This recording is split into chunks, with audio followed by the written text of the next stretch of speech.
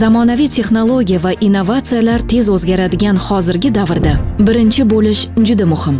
Trendlarni kuzatib borish emas, aksincha, ularni yaratish davr talabi.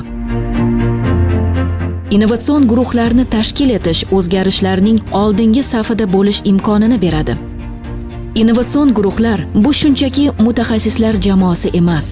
Bu bitta maqsad bilan birlashtirilgan turli ko'nikma va g'oyalarga ega professionallar jamoasi. Ular mavjud muammolarni hal qilish uchun yangicha, noodatiy yechim izlaydi. O'zbekistonda kelajak bugundan boshlanadi.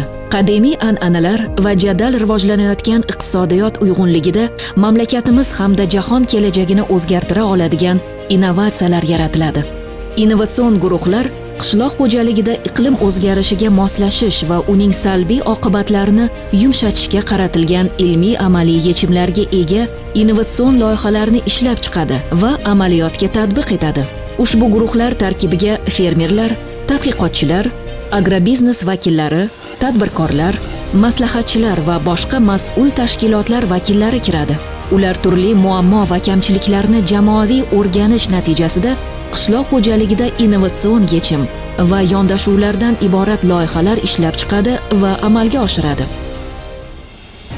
Yevropa Ittifoqi tomonidan moliyalashtiriladigan Birlashgan Millatlar Tashkiloti taraqqiyot dasturining O'zbekiston Respublikasi Qishloq xo'jaligi vazirligi bilan hamkorlikdagi qishloq xo'jaligi va oziq-ovqat sektorining yashil iqtisodiyotga inklyuziv o'tishini qo'llab-quvvatlash va iqlimga yo'naltirilgan qishloq xo'jaligi bilimlari va innovatsion tizimini rivojlantirish EU Agreen loyihasi doirasida Toshkent, Farg'ona va Qashqadaryo viloyatlarida agro-innovatsiyalarni sinovdan o'tkazuvchi va joriy etuvchi 18 ta innovatsion guruhlar tashkil etildi. Shu tariqa O'zbekiston Yevropa innovatsion hamkorlik konsepsiyasini Yevropa Ittifoqi tashqarisida amaliyotga joriy etayotgan birinchi mamlakat sifatida namoyon bo'lmoqda.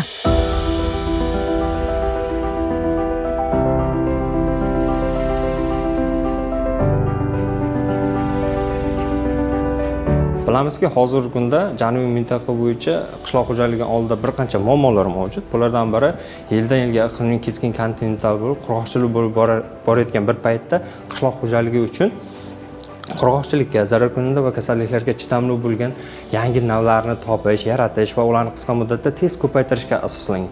Hozirgi kunda janubiy mintaqa, nafaqat janubiy mintaqa, balki butun bir respublika bo'yicha pistachilikda shunday bir muammo bor.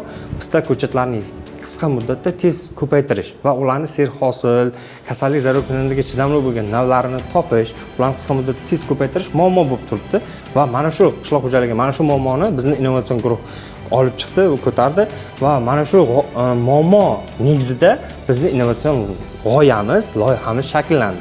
Bizning innovatsion loyihamiz nimadan iborat? Bizning innovatsion loyihamiz asosiy mavzusi, maqsadi pistani yuqori hosildor bo'lgan, introduksiya qilingan va mahalliy o'zimizni O'zbekiston sharoitida moslashgan va mahalliy navlarni qisqa muddat ichida mikrokanal ko'paytirishga asoslangan g'oya edi. Natijada bu loyihamiz Agreen tomonidan istiqbolli deb topildi va moliyalashtirildi va 2013-yil iyul oyidan boshlab mana shu Janubiy dehqonchilik instituti Newton laboratoriyasida ishlar boshlandi. Ko'paytirilgan ko'chatlarimiz an'anaviy ko'chatlardan nimalari bilan farq qiladi yoki nimalari bilan afzal desak, an'anaviy ko'chatchilikda birinchidan vaqt kamida 3 yil yoki 4 yil ketadi. Ya'ni bir dona pista ko'chatini ko'chat shaklida rivojlantirishimiz uchun uzoq muddat talab qiladi. Bizning laboratoriyada bu muddat 1,5 16-18 oy, ya'ni 1,5-2 yil, uzog'i borsa 2 yilni tashkil etadi. Bundan tashqari ko'chatda o'zidagi farqlar an'anaviy ko'chatchilikda pista ko'chatlarining jinsi noaniq bo'ladi. Uni otalik yoki onalik ekanligi noma'lum, uni payvand qilish zarur. Bizda mikrokanallar ko'paytirganimiz natijasida aynan mana shu o'simlikning kloni bo'lgani uchun payvand qilish shart emas, ya'ni jinsi oldindan aniq bo'ladi.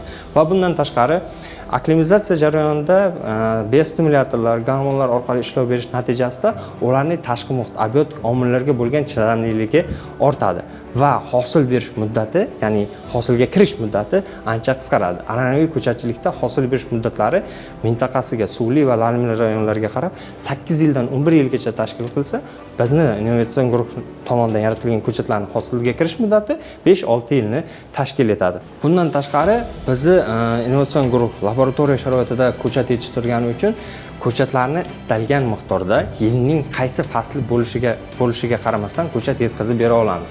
An'anaviy ko'chatchilikda esa ko'chat yetishtirish fasl tanlanadi, yoki bahorda yoki kuzda ko'chat yetishtirish mumkin hisoblanadi va rentabelligi cheklangan bo'ladi. Bunda mikrokanal, ya'ni to'qima orqali ko'paytirilganimiz uchun ko'paytirish darajamiz ancha yuqori va samarali bo'ladi. Janubiy dehqonchilik ilmiy tadqiqot instituti bilan birgalikda yangi pista navlari yaratildi. Mana shu qo'limda ushlab turganim ham pista naviga kiradi. 2 gektar yerda ekib ko'chazor tashkil qilindi. Unga asosan ko'chazorlar 8:1 nisbatda deyiladi. 8:1 nisbat degani bu 8 qator urg'ochilik, bir qator erkaklik onalar kiradi. Yangi navning xususiyatlari shundan iboratki, suvsizlikka, kasalga chidamli navlari bo'lgani uchun yana bir yangilik qilindi. O'zimizcha olimlarning aytishlaricha 5-6 yilga qolmay hosil solishi ma'lum bo'ldi. Birinchi boshlang'ich hosilga tushanoq qilishi 15 kilogramm beradi bir tutli daraxtda. Keyin o'zini 3 yil, 4 yillab 5 yilgacha borgandan keyin 35 kilogramdan 40 kilogrammgacha borishi mumkinligi olimlarimiz ta'kidlab o'tdilar. 1000 ga yaqin ko'chat ekkanmiz. 4,5-5 tonnagacha hosil olmoqchimiz. 5 yil, 6 yildan keyin.